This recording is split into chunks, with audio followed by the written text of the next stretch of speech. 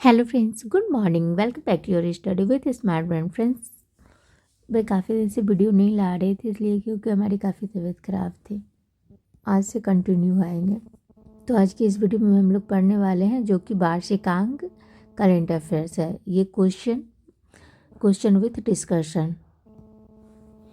जनवरी 2024 में एशिया के सबसे बड़े एविएशन एक्सपो बिंग्स इंडिया 2024 का उद्घाटन कहाँ पर किया गया? तो ये कहाँ किया गया है? ये हैदराबाद में किया गया है। एशिया के सबसे बड़े एविएशन एक्सपो बिंग्स इंडिया 2024 का उद्घाटन तिथि कब हुआ था? तो ये हुआ था 18 जनवरी 2024 को हुआ था। उद्घाटनकर्ता कौन थे? केंद्रीय नायर विमान मंत्री ज्योतिरादित्य सिंधिया। उद्घाटन स्थल हो गया आपको बेगमपेट हवाई अड्डा हैदराबाद में। विषय या थीम क्या थी? थीम थी अमृतकाल में भारत को विश्व से जोड़ना।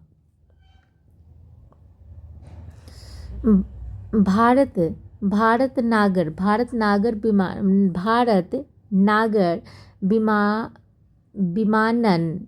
विमानन 2047 के लिए मंच तैयार करना। अब अन्य बिंदु क्या है? तो अन्य महत्वपूर्ण बिंदु, इस अवसर पर उड़ान 5.3 का शुभारंभ एवं GMR स्कूल ऑफ एविएशन का उद्घाटन किया गया। आने वाले वर्षों में 10,000 पायलटों को प्रशिक्षित करने के लिए गुरुग्राम में एक उड़ान प्रशिक्षण केंद्र की स्थापना की जाएगी। नेक्स्ट क्वेश्चन क्या है?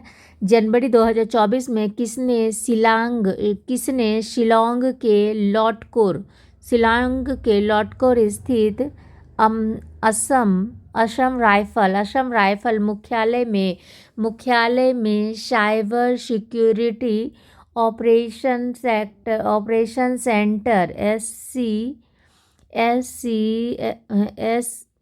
CSOC का उद्घाटन किया है? तो ये क्या है? अमित शाह ने किया है।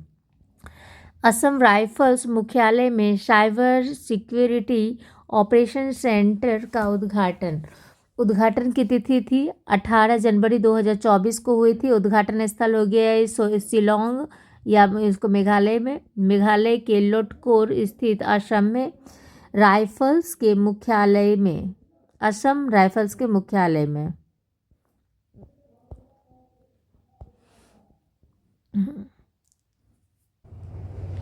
उद्घाटनकर्ता हो गए अमित शाह केंद्रीय गृह एवं सहकारी मंत्री हैं। जो कि उद्घाटित सेंटर हो गया cyber security operation centre. Centre की उपयोगिता, cyber security operation centre network वास्तविक समय के आधार पर निगरानी, बाहरी खतरों को कम करने और Assam rifles wide area network में साइबर उल्लंघनों की रोकथाम कर बल की साइबर सुरक्षा स्थिति को मजबूत करेगा। असम राइफल्स का स्थापना हो गया आपको 1835 में। असम राइफल का मुख्यालय हो गया शिलोंग, मेघालय। जनवरी 2024 में स्वच्छ सर्वेक्षण पुरस्कार 2023 प्रदान किए गए। सबसे स्वच्छ शहर का प्रथम पुरस्कार किसे प्रदान किया गया? तो ये प्रदान किया गया है आपको इंदौर और सूरत दोनों को ही। तो अब देख लेते हैं स्वच्छ सर्वेक्षण पुरस्कार 2023 पुरस्कार पुरस्कार प्रदान की तिथि कब थी? तो 11 जनवरी 2024 को थी। प्रदानकर्ता कौन थे? तो ये राष्ट्रपति द्रौपदी मुर्मू, जो कि भारत मंडपम नई दिल्ली में हुई थी। संस्करण कौन सी थी? तो संस्करण थी 8वीं संस्करण थी। प्रथम संस्करण थी वर्ष 2016 में। संबंधित मंत्रालय आवासन और शहरी कार्य मंत्रालय, भारत सरकार। पुरस्कार विजेता हो गए सबसे स्वच्छ शहर का इंदौर मध्य प्रदेश एवं सूरत और गुजरात पहले स्थान पर। उसका तीसरे पे हो गया नवी मुंबई महाराष्ट्र में। नवी मुंबई महाराष्ट्र में इंदौर नवी मुंबई। चौथे स्थान पे हो गया विशाखापत्तनम, जो कि आंध्र प्रदेश में है। भोपाल मध्य प्रदेश में। विजयवाड़ा आंध्र प्रदेश में हो गई। नई दिल्ली में हो गई। तिरुपति हो गई आंध्र प्रदेश में। ग्रेटर हैदराबाद तेलंगाना में। पुणे महाराष्ट्र में। 1 लाख से कम आबादी श्रेणी में सबसे स्वच्छ शहर, तो पहले स्थान पे हो गया सासबड़ पाटन, जो कि छत्तीसगढ़ में है। लोनावला, जो कि महाराष्ट्र में है। कराड़, जो कि महाराष्ट्र में है। पंचनगी महाराष्ट्र में। सबसे स्वच्छ गंगा का शहर वो कौन हो गया? तो वाराणसी, जो कि उत्तर प्रदेश में है। प्रयागराज, जो कि उत्तर प्रदेश में है। बिजनौर, जो कि उत्तर प्रदेश में है। हरिद्वार जो कि उत्तर प्रदेश में है। कन्नौज, जो कि उत्तर प्रदेश में है। सबसे स्वच्छ छावनी बोर्ड महू छावनी बोर्ड मध्य प्रदेश। सबसे सफाई मित्र सुरक्षित शहर चंडीगढ़। सर्वश्रेष्ठ प्रदर्शन वाले राज्य हो गए महाराष्ट्र, मध्य प्रदेश, छत्तीसगढ़, उड़ीसा, तेलंगाना। अन्य महत्वपूर्ण तथ्य हो गया स्वच्छ सर्वेक्षण 2023 में 4477 शहरों का आकलन किया गया है, जिसमें 61 छावनी और 88 गंगा किनारे बसे शहरों को शामिल किया गया है। इंदौर ने लगातार सातवें वर्ष शीर्ष स्थान प्राप्त किया, जबकि सूरत ने पहली बार यह सम्मान प्राप्त किया है। उत्तर प्रदेश को 651 शहरी स्थानीय निकायों में स्वच्छ सर्वेक्षण 2023 के अंतर्गत कुल 6 पुरस्कार प्राप्त हुए। उत्तर प्रदेश को राज्य श्रेणी में 9वां स्थान प्राप्त हुआ। उत्तर प्रदेश में कचरा मुक्त शहरों के स्टार रेटिंग प्रोटोकॉल में फर्स्ट स्टार प्राप्त हुआ। कितना 57 3 स्टार प्राप्त हुआ और 9 और 5 स्टार प्राप्त 5 स्टार रेटिंग हो गया। नोएडा को 3 स्टार रेटिंग 3 स्टार 1। आगरा और कैट को हुआ। गाजियाबाद को उसके बाद दूसरा स्थान गाजियाबाद। तीसरा हो गया अलीगढ़। चौथा हो गया वाराणसी। पाँचवा हो गया लखनऊ। छठा हो गया फिरोजाबाद। सातवां हो गया कानपुर। आठवां हो गया गोरखपुर। नौवां हो गया झांसी। सर्वश्रेष्ठ प्रदर्शन करने वाले राज्यों की सूची में बिहार ने 15वां स्थान प्राप्त किया है। वर्तमान समय में भारत में अपशिष्ट प्रसंस्करण की दर 76% है, जो कि 2014 में 15 से 16% था। जनवरी 2024 में अटल बिहारी वाजपेयी सेबरी नहावा सेवा अटल सेतु का उद्घाटन किया गया। इस सेतु की लंबाई कितनी है? तो इसकी लंबाई हो गई आपको 21.8 किलोमीटर हो गया। भारत के सबसे लंबी पुल अटल बिहारी वाजपेयी सेबरी नाहवा सेवा अटल सेतु का उद्घाटन तिथि हो गया 12 जनवरी 2024 को उद्घाटन हुई थी। उद्घाटनकर्ता हो गया प्रधानमंत्री नरेंद्र मोदी हो गए। उद्घाटन स्थल हो गया नवी मुंबई महाराष्ट्र में। लागत इसका हो गया 17 करोड़ 840 रुपये से अधिक। लंबाई लगभग 2.8 किलोमीटर, समुद्र से लगभग 16.6 किलोमीटर। लंबा एवं जमीन पर लगभग 5.5 किलोमीटर लंबा हो गया। लेन की संख्या होगी 6 लेन पे पुल हो गया। अन्य महत्वपूर्ण तथ्य हो गया इस पुल का शिलान्यास 2016 में प्रधानमंत्री नरेंद्र मोदी द्वारा किया गया था। नेक्स्ट क्वेश्चन क्या है? जनवरी 2024 में रक्षा मंत्री राजनाथ सिंह द्वारा भारत के पहले पूर्व बालिका सैनिक स्कूल का उद्घाटन कहाँ पर किया गया था? तो ये किया गया था मथुरा में किया गया था।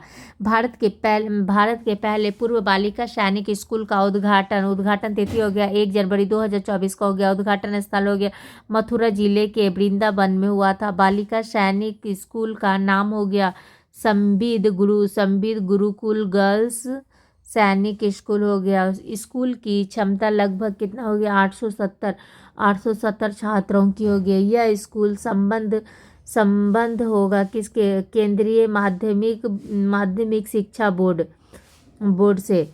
दिसंबर 2023 में भारत के पहले साइबर सुरक्षा केंद्र का उद्घाटन कहाँ किया गया था? तो ये किया गया था आपको चंडीगढ़ में किया गया था। भारत का पहला साइबर सुरक्षा केंद्र उद्घाटन हो गया 22 दिसंबर 2023 को हुआ था।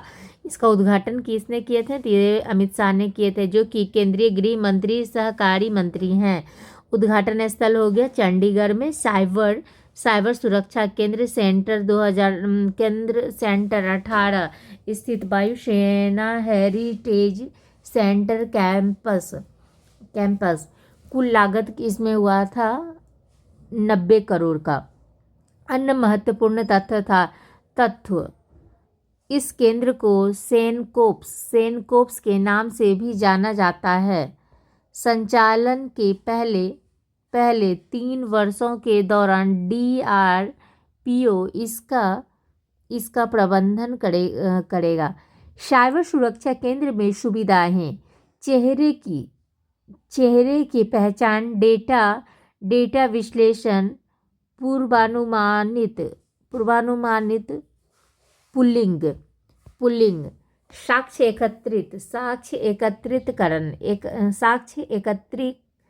एकत्रीकरण, उन्नत फॉरेंसिक जांच आदि। सितंबर 2023 में किस रेलवे स्टेशन का नाम बदलकर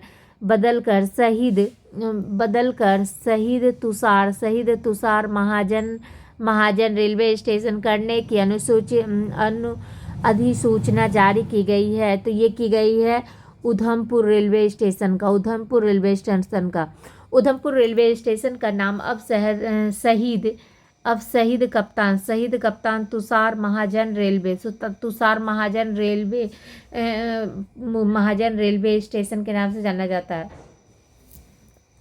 औपचारिक अधिसूचना तिथि 16 दिसंबर 2023 को हो गया। जारी करता हो गया भारतीय रेलवे हो गया। स्टेशन का परिवर्तित नाम हो गया शहीद कप्तान तुषार महाजन रेलवे हो गया। स्टेशन का पूर्व नाम क्या था? तो उधमपुर रेलवे स्टेशन था। सितंबर 2023 में किस राज्य ने अपने 2 जिलों औरंगाबाद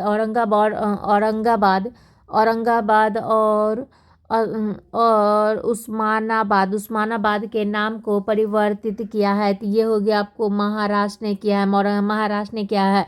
औरंगाबाद और उस्मानाबाद का नाम परिवर्तित औपचारिक अधिसूचना जारी तिथि हो गया 15 सितंबर 2023 को हो गया। अधिसूचना जारी करता राज्य हो गया महाराष्ट्र हो गया। जिलों का परिवर्तित नाम हो गया छत्रपति संभाजी नगर औरंगाबाद का धाराशिव उस्मानाबाद का। दिसंबर 2024 में प्रधानमंत्री नरेंद्र मोदी ने किस किले में छत्रपति शिवाजी महाराज की प्रतिमा का अनावरण किया है? तो ये किया है राजकोट किले में किया है। राजकोट किले में किया है। राजकोट। प्रधानमंत्री ने शिवाजी महाराज की प्रतिमा का अनावरण किया, कहाँ पर में किया है? तो ये अनावरण किया है 4 दिसंबर 2023 को किया है। नौसेना दिवस के अवसर पर अनावरण स्थल हो गया महाराष्ट्र के सिंधुदुर्ग स्थित राजकोट किले में। अनावर्तित प्रतिमा हो गया छत्रपति शिवाजी महाराज की। अनावरण करता हो गया प्रधानमंत्री नरेंद्र मोदी। दिसंबर 2023 में भारत सरकार ने किस संगठन को विधि विरुद्ध संगठन घोषित किया है? तो ये क्या है? तहरीक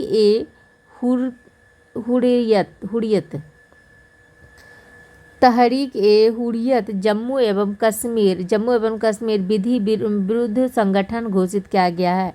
घोषणा की तिथि कब थी? तो 31 दिसंबर 2023 थी। घोषणाकर्ता कौन थे? गृह मंत्रालय थे, जो कि गृह मंत्रालय भारत सरकार। कानून के तहत विधि विरुद्ध क्रियाकलाप निवारण अधिनियम UPPA 1967 का धारा 31 के तहत कारक।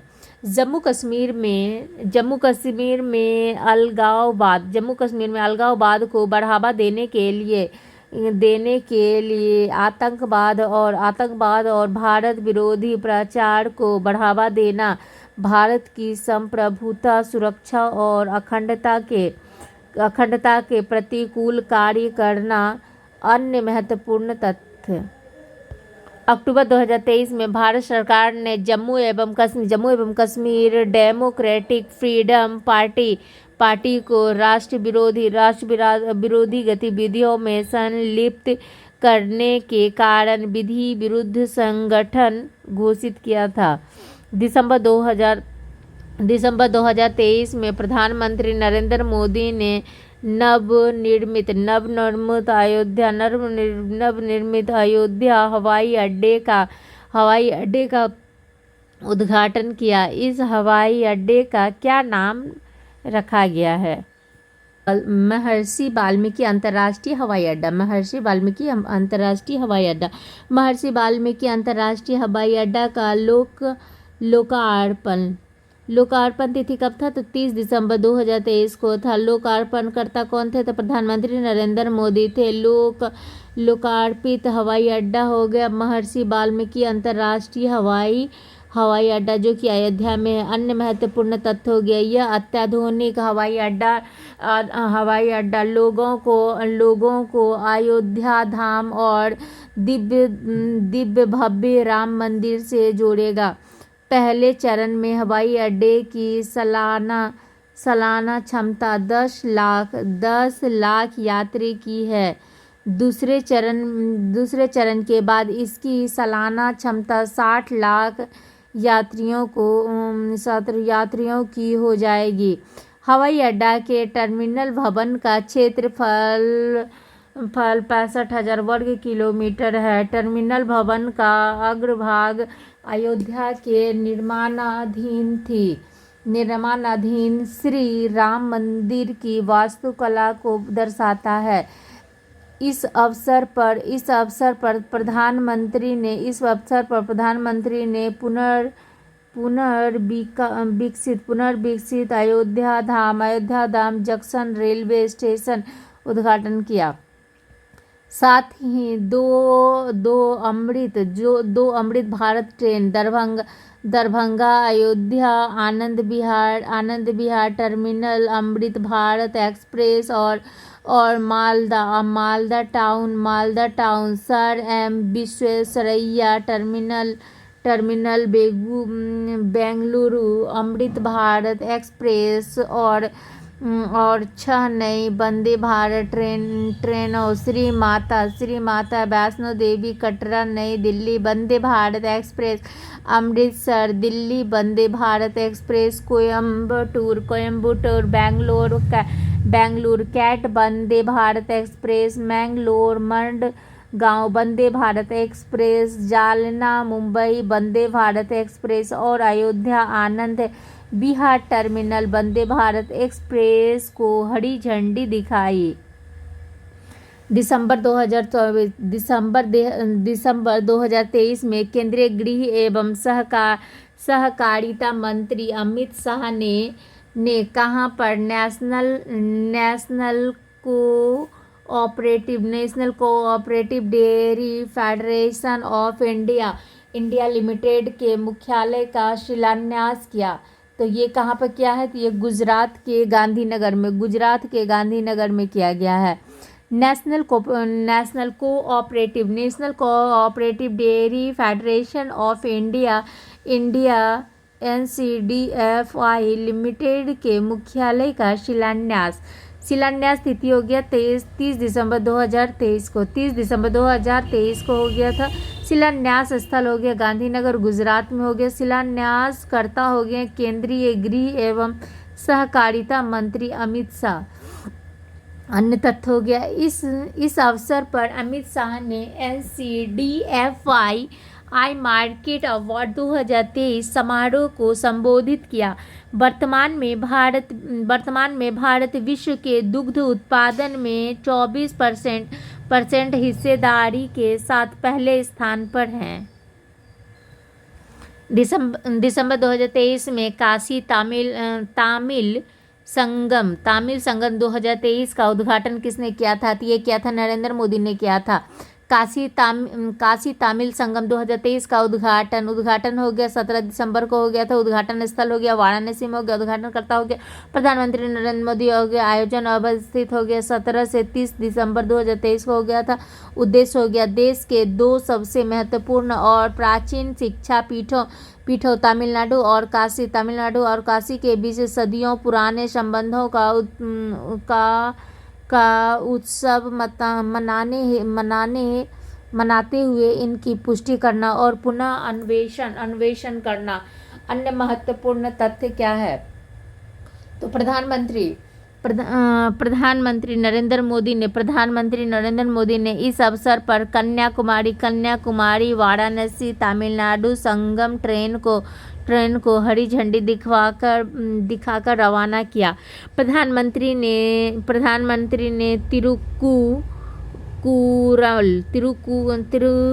तिरुकुरल मनी मेकलाई और अन्य उत्कृष्ट तमिल साहित्य के बहुभाषा और ब्रेल अनुवाद को भी जारी किया।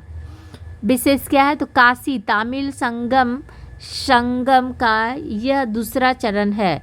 इसके पहले चरण का आयोजन 16 नवंबर से 16 दिसंबर 2022 तक किया गया था। दिसंबर 2023 में केंद्रीय गृह एवं सहकारिता मंत्री अमित शाह ने कहां पर सरदार वल्लभ भाई पटेल की 15 फीट ऊंची प्रतिमा का अनावरण किया है? तो ये किया है आपको गांधीनगर में।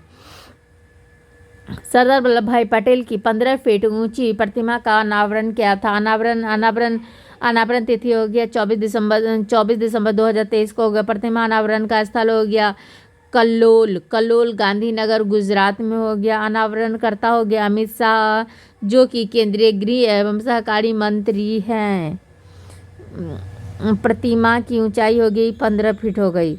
दिसंबर 2023 में किसने विकसित भारत 2047 बायस ऑफ यूथ पहल का शुभारंभ किया था?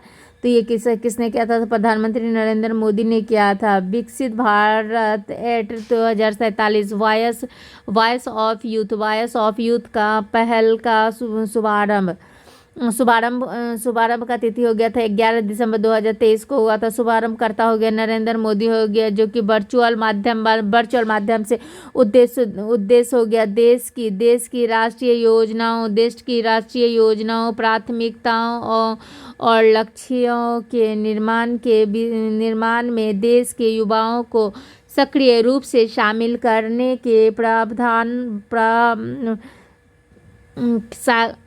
शामिल करने के प्रधानमंत्री के दृष्टिकोण के अनुरूप देश के युवाओं को एक मंच प्रदान करना।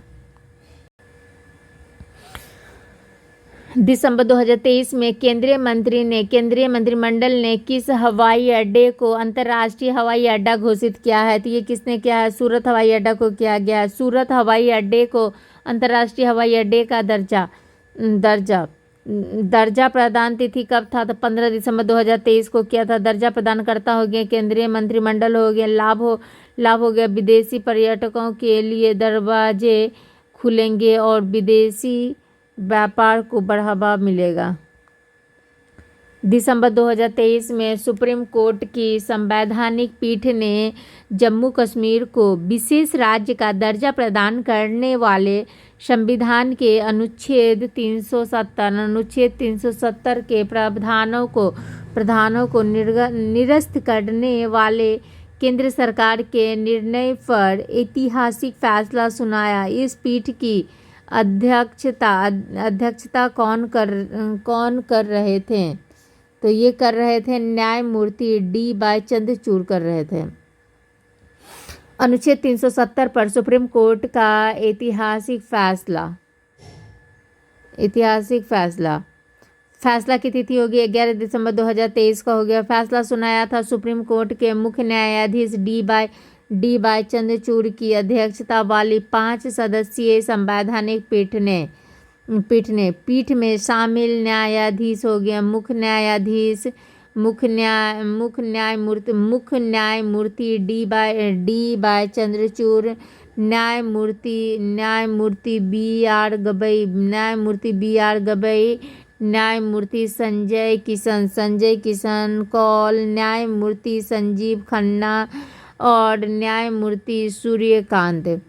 सुप्रीम कोर्ट के निर्णय के प्रमुख बिंदु। सुप्रीम कोर्ट ने अपने फैसले में कहा कि तत्कालीन जम्मू कश्मीर राज्य को विशेष दर्जा प्रदान करने वाला संविधान का अनुच्छेद 370 एक अस्थायी प्रावधान था और यह कभी संप्रभु नहीं था। अपने ऐतिहासिक फैसले में शीर्ष अदालत ने सर्वसम्मति से अनुच्छेद 370 के प्रावधानों को निरस्त करने के केंद्र सरकार के 5 अगस्त 2019 के फैसले को सही साबित किया।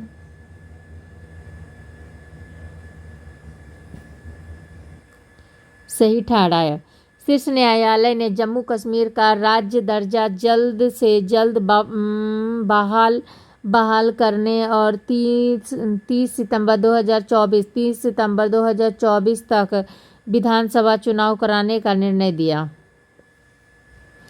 विशेष क्या है? तो ध्यातव्य है कि केंद्र सरकार ने 5 अगस्त 2019 को अनुच्छेद 370 और 35A जम्मू कश्मीर को विशेष दर्जा प्रदान करने वाले प्रावधानों को समाप्त करते हुए जम्मू कश्मीर और लद्दाख नामक 2 केंद्र शासित प्रदेश बना दिया था। दिसंबर 2023 में यूनेस्को ने भारत के किस लोक नृत्य को अपने अमूर्त संस्कृति विरासत सूची में शामिल किया? तो ये किसको किया है? ये हो गया आपको गरबा। गुजरात का गरबा नृत्य यूनेस्को के अमूर्त सांस्कृतिक विरासत सूची में शामिल। संदर्भ क्या था? 5 से 9 दिसंबर 2023 तक बोत्सवाना के कसाने में हुई यूनेस्को के अमूर्त संस्कृति विरासत ICH की सुरक्षा के लिए अंतर सरकारी समिति की 18वीं बैठक के दौरान गुजरात के गरबा नृत्य को यूनेस्को के अमूर्त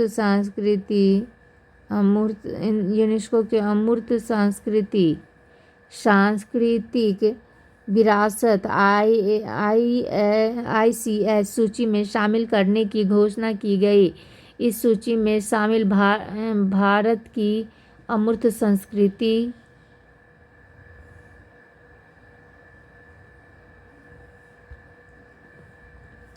विरासत और धरोहर हो गया। कुटियाट्टम हो गया, कुटियाट्टम जो कि संस्कृत नाटक कला का हो गया। वैदिक मंत्रोच्चारण की परंपरा, रामलीला जो कि रामायण का प्रारंभिक दर्शन है। रम्मन भारत के गढ़वाल हिमालय का धार्मिक त्योहार और अनुष्ठान। रंगमंच।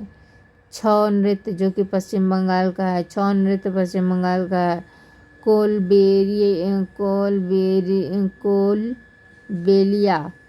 कोलबेलिया जो कि राजस्थान का लोक नृत्य है। मुंडियेट्टू जो कि केरला का अनुष्ठान थिएटर और नृत्य नाटक है। लद्दाख का बौद्ध मंत्रोच्चारण ट्रॉस हिमालय, लद्दाख क्षेत्र एवं जम्मू कश्मीर में पवित्र बौद्ध ग्रंथ का पाठ संकीर्तन। मणिपुर का अनुष्ठान गायन।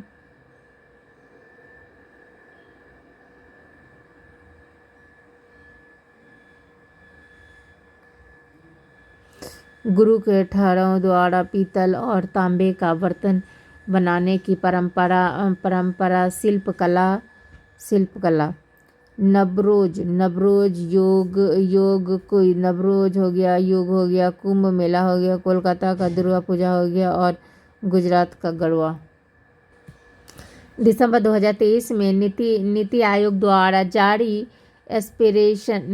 एस्पिरेशनल ब्लॉक प्रोग्राम ABP की पहली डेटा रैंकिंग में किस ब्लॉक को पहला स्थान मिला है? तो ये मिला है तिरियानी कुमुरम भीम ब्लॉक। नीति आयोग की एस्पिरेशनल ब्लॉक प्रोग्राम ABP की पहली डेटा रैंकिंग 27 दिसंबर 2023 को हो गया। नीति आयोग के द्वारा यह नीति आयोग के द्वारा जारी देश में सबसे अच्छा प्रदर्शन करने वाले आंतरिक ब्लॉकों और जिलों की उपलब्धियों पर आधारित पहली डेल्टा रैंकिंग है।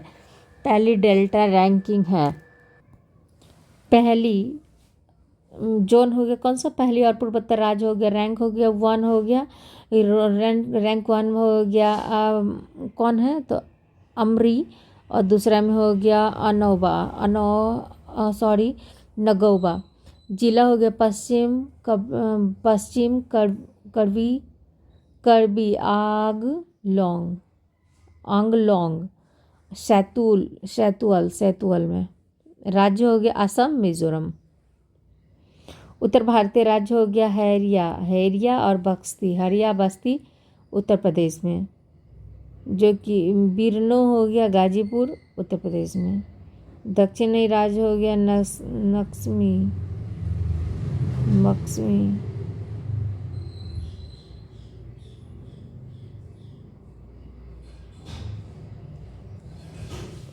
दक्षिणी राज्य हो गया मस्की नारनूस आदिलाबाद तेलंगाना।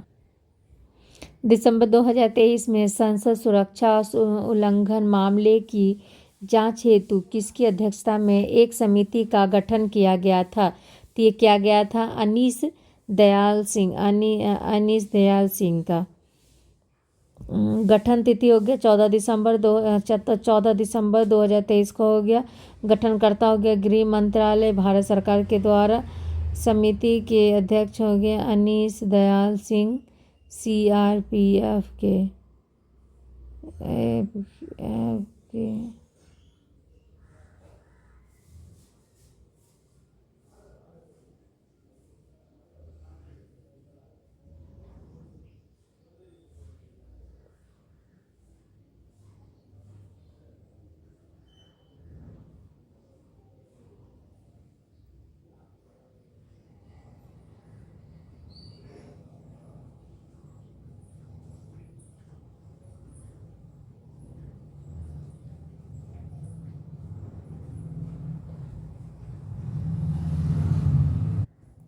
सांसद सुरक्षा उल्लंघन जांच हेतु समिति का गठन 14 दिसंबर 2023 को किया गया था। गृह मंत्रालय भारत सरकार के द्वारा किए थे। समिति के अध्यक्ष हो गए अनीस दयाल सिंह CRPF के निर्देशक हो गए। अन्य महत्वपूर्ण तथ्य हो गया इसी समिति में देश की अन्य सुरक्षा एजेंसी के सदस्य और विशेषज्ञ शामिल हैं। यह समिति संसद की सुरक्षा में हुई चूक के कारणों की जांच करेगी, खामियों की पहचान करेगी और आगे की कार्रवाई की सिफारिश करेगा।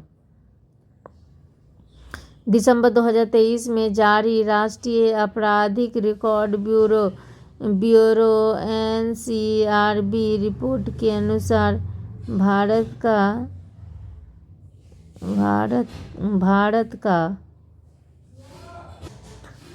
का सबसे सुरक्षित शहर कौन सा है? तो ये हो गया आपको कोलकाता हो गया। NCRB रिपोर्ट के अनुसार भारत का सबसे सुरक्षित शहर हो गया। रिपोर्ट तिथि हो गया 4 दिसंबर 2023 को हो गया। जारी करता हो गया राष्ट्रीय अपराध रिकॉर्ड ब्यूरो NCRB हो गया। भारत के सबसे सुरक्षित शहर सिर्फ पाँच शहर हैं: कोलकाता, चेन्नई, कोयम्बटूर, सूरत और पुणे।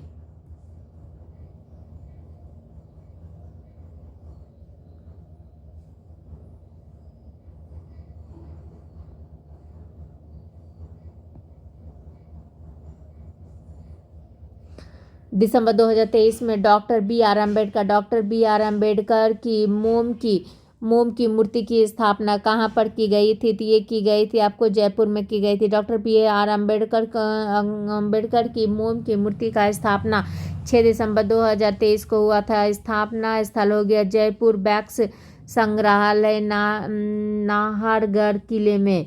मूर्ति की लंबाई हो गई 5 फीट 11 इंची का हो गया। मूर्ति का वजन हो गया 38 किलोमीटर हो गया। निर्माणकर्ता हो गया पुरातत्व एवं संग्रहालय विभाग राजस्थान सरकार ने। दिसंबर 2023 में पारित केंद्रीय विश्वविद्यालय संशोधन विधेयक 2023 के अनुसार समक्का सरक्का केंद्रीय जनजाति विश्वविद्यालय की स्थापना किस राज्य में की गई थी? तो ये किया गया था आपको तेलंगाना में की गई थी। तेलंगाना में समक्का सरक्का केंद्रीय जनजातीय विश्वविद्यालय की स्थापना संदर्भ हो गया दिसंबर 2023 में। संसद ने केंद्रीय विश्वविद्यालय संशोधन विधेयक 2023 पारित किया। यह विधेयक केंद्रीय विश्वविद्यालय अधिनियम 2009 में संशोधन करेगा तथा इसके तहत समक्का सरलक्का केंद्रीय जनजातीय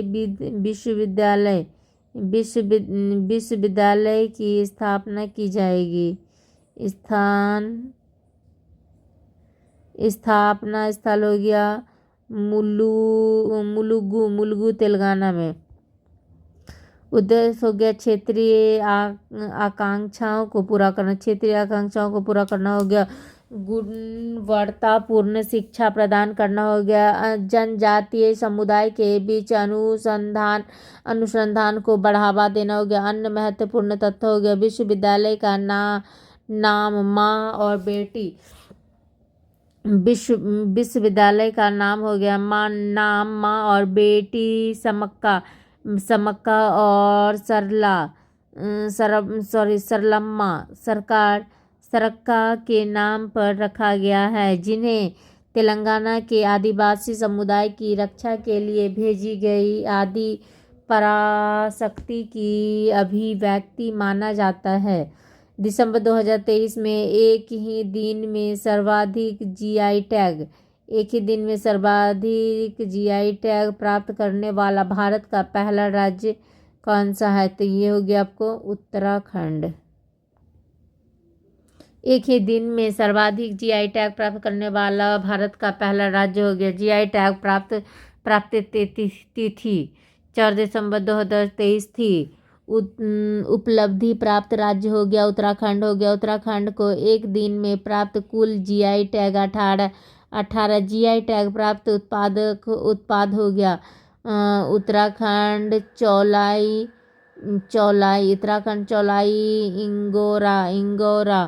इंगोरा मंडवा लाल चावल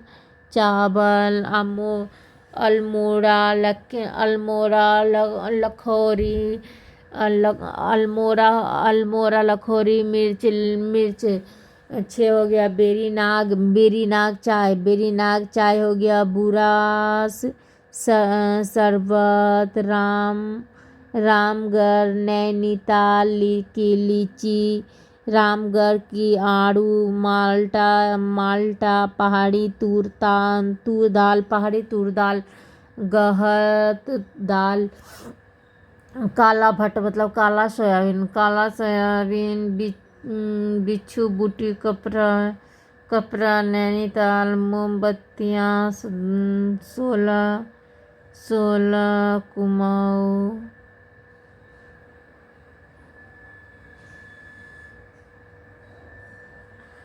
कुमाऊँ पिछोरा चमोली का रमन मुखौटा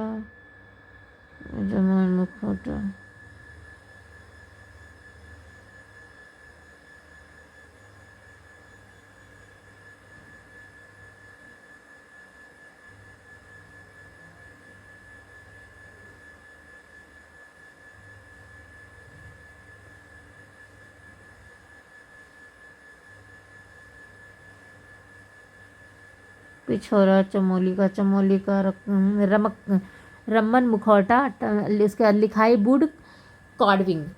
अन्य महत्वपूर्ण तथ्य क्या हो गया? अब तक उत्तराखंड के कुल 27 उत्पादकों को जीआई टैग प्राप्त हो चुका है। उत्तराखंड के सभी जिलों में स्थानीय उत्पादों को बढ़ावा देने के लिए एक जिला दो उत्पाद योजना पर तेजी से कार्य किया जा रहा है। भारत में जीआई टैग पंजीकरण का विनिमय वस्तुओं के भौगोलिक संकेत पंजीकरण और संरक्षण अधिनियम 1999 के तहत किया जाएगा। वर्ष 2023 में जीआई टैग प्राप्त प्रमुख उत्पादक एवं संबंधित राज्य हो गया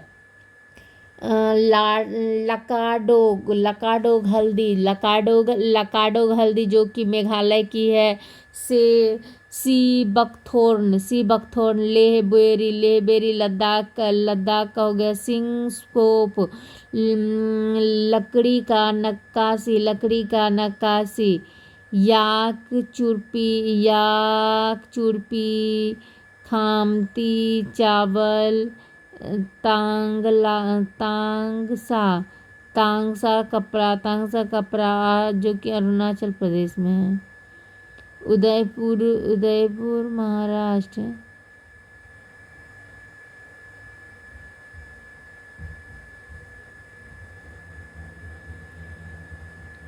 उदयपुर कोप्तगाड़ी धातु शिल्प बीकानेर, कसीदाकारी शिल्प हो गया बीकानेर का। उस्ताद कला शिल्प जोधपुर बंधेज शिल्प, जो ये सब सारा कहाँ का है, राजस्थान को मिला है। गोवा मंकूर आम, गोवा का मंकूर आम, गोवा बेबी का, जो कि ये सब गोवा को मिला है। अमरोहा की ढोलक, अमरोहा की ढोलक, संभल हॉर्न, फ्रॉक्ट महोबा, गोरा पत्थर, हस्तशिल्प, मैनपुरी, तारकसी,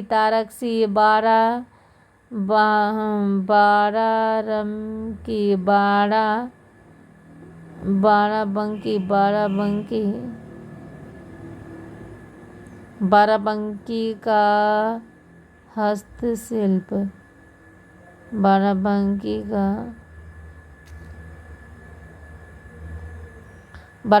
का हथकड़वा उत्पाद कालपी का हस्त निर्मित कागज बागपत होम फर्निशिंग, आगरा का लेदर फुटवियर तथा जलसर धातु शिल्प, बनारस का पान हो गया। रामनगर भंटा बैगन, रामनगर का भंटा बैगन। बनारस का लंगड़ा आम, हाथरस हींग आम। आदम चीनी चावल। अलीगढ़ का ताला, प्रतापगढ़ का आमला। नगीना लकड़ी शिल्प बिखरा के पीतल के बर्तन। बंदा का सरज पत्थर शिल्प। ये सारे मिला है उत्तर प्रदेश को। मरचा चावल बिहार को। रीवा का सुंदराजा मध्य प्रदेश को मिला है। नगरी दुबराज चावल मिला है, छत्तीसगढ़ को मिला है। मनप राय मुरकू कम्बुम पनीर, जो कि तमिलनाडु को मिला है। किसको? तो मुरकू को पनीर मिला है तमिलनाडु को। कोथराचाई अंगूर, मार्तडम शहर हो गया। ऊटी वर्की, मनाम दुराई के मिट्टी के बर्तन। सलेम साबूदाना और थ्रीज।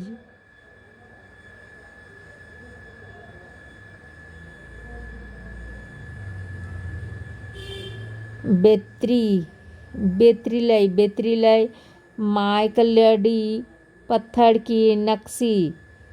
सोल बंधन बेत्रीलई नेगामम सूती साड़ी। थेक्कल रतन शिल्प हो गया। उसके बाद चिकरी वुड क्रॉप्स। रजौरी मुक्त बुद्धिजी चावल। अनंत नाग बसोहली पेंटिंग बोहली पश्मीना ऊनी उत्पादन वस्त्र हो गया। भद्रवाह राजमा राजौरी मिर्चा चिकड़ी वुड क्रॉफ्ट मुस्त बुर्जी चावल। उधमपुर कलादी रामबन अनार दाना रामबन सुलाई शहद। ये सब मिला है जम्मू कश्मीर का। सॉरी। दिसंबर 2023 में वाराणसी में निर्मित सर्वोदय महामंदिर का उद्घाटन किसने किया था? ये किया था नरेंद्र मोदी ने किया था। सर्वोदय महामंदिर का उद्घाटन दिसंबर 2023। 18 दिसंबर 2023 को हो गया था। उद्घाटन करता हो गया नरेंद्र मोदी, जो कि भारत के प्रधानमंत्री हैं। उद्घाटन स्थल हो गया वाराणसी के अमराहा में हो गया। महामंदिर की ऊंचाई हो गया 18 फीट हो गया, 7 मंजिला हो गया। महामंदिर परिसर का क्षेत्र हो गया 200 एकड़ में हो गया। महामंदिर का निर्माण विहंगम योग संस्थान की ओर से कराया गया है। इसका निर्माण मकराना पत्थर से किया गया है। किया गया है।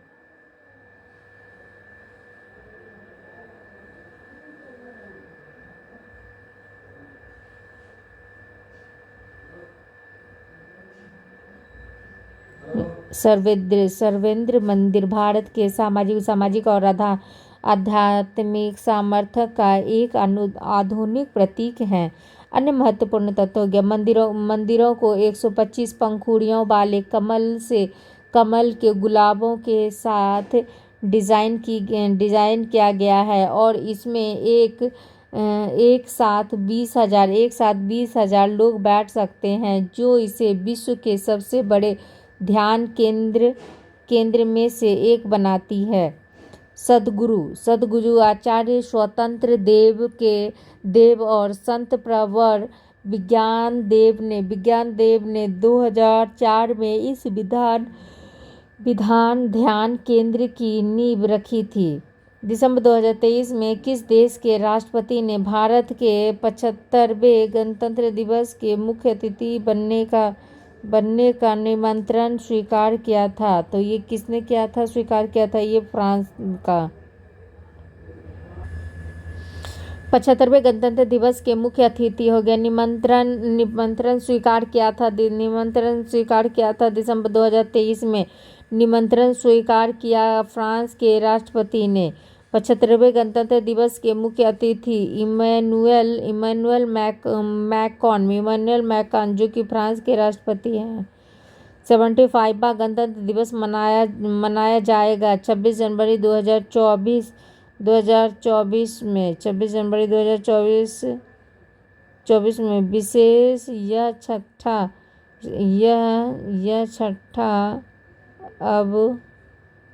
छठा अवसर है जब किसी फ्रांसीसी नेताओं को गणतंत्र दिवस के मुख्य अतिथि के रूप में आमंत्रित किया गया है। इसके पूर्व इस गणतंत्र दिवस पर मुख्य अतिथि के रूप में शामिल होने के लिए यूएसए के राष्ट्रपति जो बाइडेन को आमंत्रित किया गया था, परंतु उन्होंने आने में असमर्थ जाहिर कर दी। उपराष्ट्रपति जगदीप धनखड़ ने भारत के 75वें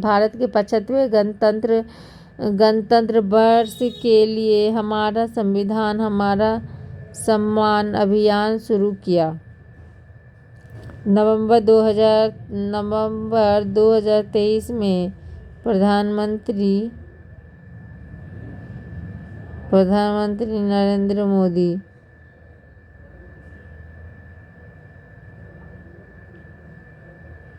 75वें गणतंत्र वर्ष के लिए हमारा संविधान हमारा सम्मान अभियान शुरू किया गया था। नवंबर 2023 में प्रधानमंत्री नरेंद्र मोदी की अध्यक्षता में हुई कैबिनेट की बैठक में लिए गए निर्णय के अनुसार प्रधानमंत्री गरीब कल्याण अन्न योजना की अवधि कितने वर्षों के लिए बढ़ा दी गई है? तो ये बढ़ा दी गई है 5 वर्ष के लिए बढ़ा दी गई है। प्रधानमंत्री गरीब कल्याण अन्न योजना की अवधि में की गई वृद्धि 1 जनवरी 2024 से लेकर 2024 से 5 वर्ष के लिए योजना लागू रहेगी 2029 तक। योजना की शुरुआत 2020 में की गई थी। प्रधानमंत्री गरीब कल्याण अन्न योजना लाभार्थी को राष्ट्रीय खाद्य सुरक्षा अधिनियम 2013 के अंतर्गत 5 किलोग्राम सब्सिडी वाले खाद्यान्न के अलावा प्रति माह 5 किलोग्राम मुफ्त खाद्यान्न प्रदान किया जाता है।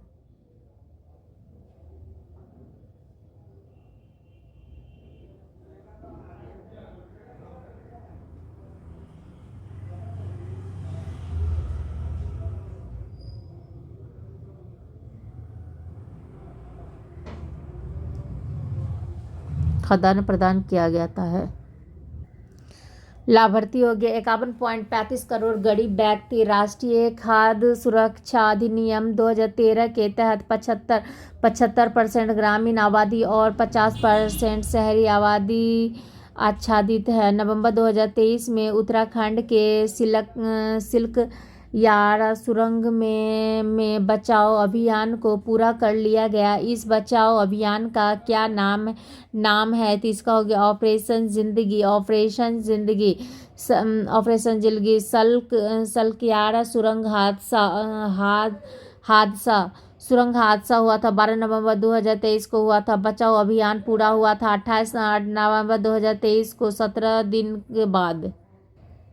सुरंग में फंसे कुल श्रमिक हो गए कितना? 41 श्रमिक थे। निर्माणाधीन सल्क यारा सुरंग की अवधि उत्तराखंड के उत्तरकाशी स्थित यमुनोत्री राष्ट्रीय राजमार्ग NH 134 पर संबंधित परियोजना हो गया सिल्क यारा बेडबर्ड कोट सुरंग 4 धाम आल बेदर रोड परियोजना का हिस्सा है। सुरंग की लंबाई हो गया 4.5 किलोमीटर लंबा बनाने की योजना। यह धारासू को यमुनोत्री से जोड़ेगा। सुरंग का निर्माण नवयुग इंजीनियरिंग कंस्ट्रक्शन लिमिटेड बचाओ ऑपरेशन का नाम हो गया ऑपरेशन जिंदगी हो गया। बचाओ अभियान में महत्वपूर्ण व सफल भूमिका निभाई थी। दिल्ली और मध्य प्रदेश में 6 रेट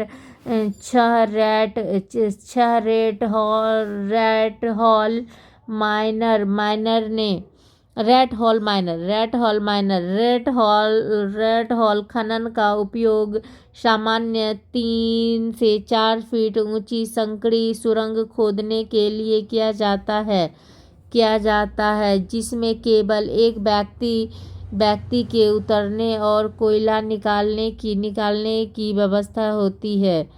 अन्य महत्वपूर्ण तथ्य हो गया वर्ष 2014 में नेशनल ग्रीन ट्रिब्यूनल द्वारा मेघालय में रैट हॉल खनन पर प्रतिबंध लगा दिया गया था।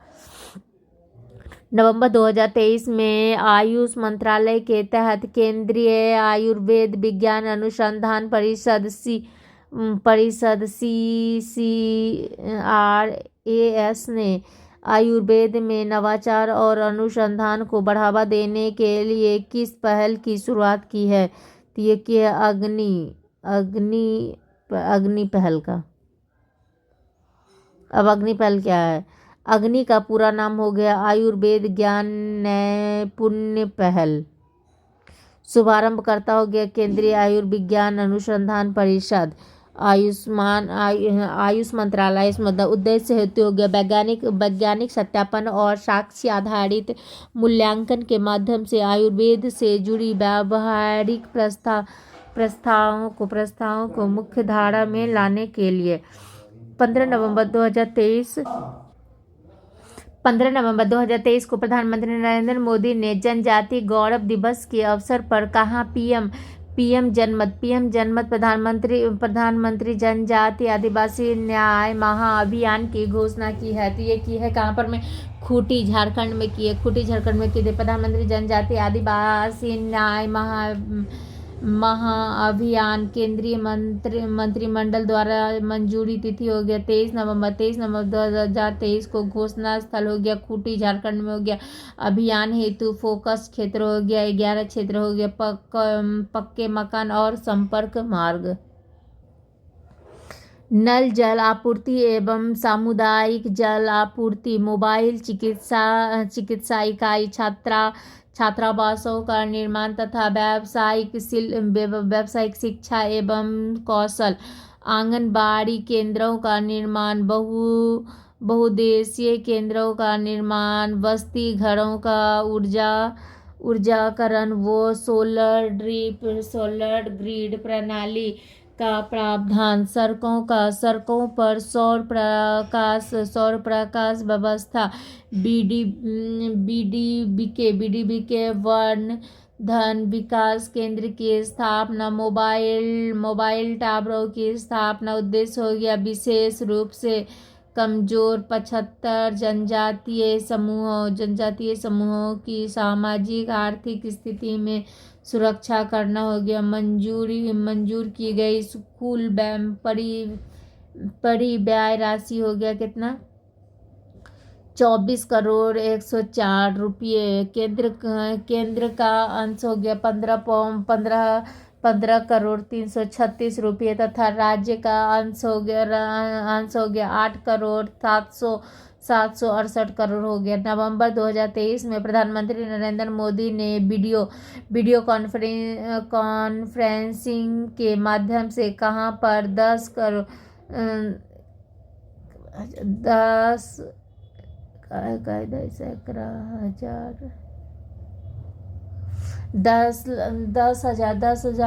10,000वें जन औषधि केंद्र का उद्घाटन किया है। तो ये क्या है आपको, देवघर में क्या है, 10,000वें जन औषधि केंद्र का उद्घाटन 30 नवंबर 2023 को 2023 को हो गया। उद्घाटन करता हो गया प्रधानमंत्री नरेंद्र मोदी वीडियो कॉन्फ्रेंसिंग के द्वारा। 10,000वां जन औषधि केंद्र स्थल एम्स देवघर में लक्ष्य था क्या, मार्च 2023 तक 10 जन औषधि केंद्र स्थापित करने का, जो 2014 में केवल 80% थी। जो विधानसभा मतदान तिथि, कुल प्राप्त सीट हो गया विधानसभा छत्तीसगढ़ में 5वीं मतदान प्रतिशत हो गया 76.31% हो गया। 7 नवंबर 2023 में 1 और 17 नवंबर 2023 में 2। भारतीय जनता पार्टी, भारतीय राष्ट्रीय कांग्रेस, गोंडवाना गणतंत्र पार्क। मध्य प्रदेश में 15वीं मतदान प्रतिशत जो कि 17.15% से हो गया। 17 नवंबर 2023 में हो गया 230 हो गया। भारतीय जनता पार्टी 163 हो गया। भारतीय राष्ट्रीय कांग्रेस 66, भारतीय राष्ट्रीय कांग्रेस 1 हो गया। भारतीय आदिवासी 1 हो गया, आदिवासी हो गया। मिजोरम में हो गया 8वीं मतदान प्रतिशत 80.66% हो गया। 7 नवंबर 2023 में 40 हो गया। Zoram people's movement 27, Mizo national front 10, Bharatiya जनता पार्टी और 2 भारतीय राष्ट्रीय कांग्रेस लाल दुहोमा के द्वारा। Thank you friends, I hope कि आप लोग को पसंद है। अगर पसंद आती है फ्रेंड्स तो प्लीज़ शेयर कीजिए, लाइक कीजिए एंड सब्सक्राइब कीजिए। अगर चाहते हो कि मैं और वीडियो लाऊं तो प्लीज़ कमेंट कीजिए।